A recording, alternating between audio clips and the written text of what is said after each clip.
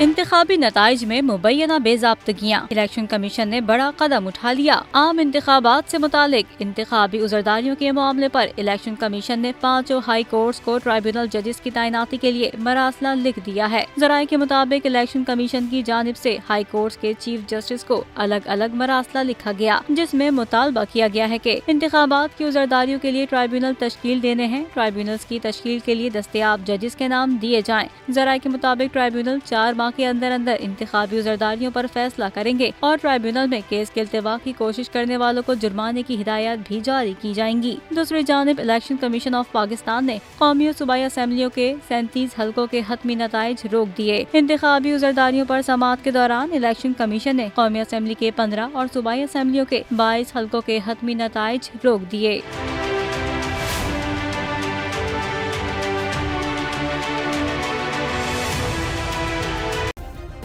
Subscribe करें और bell दबाएं ताकि कोई खबर रह न जाए।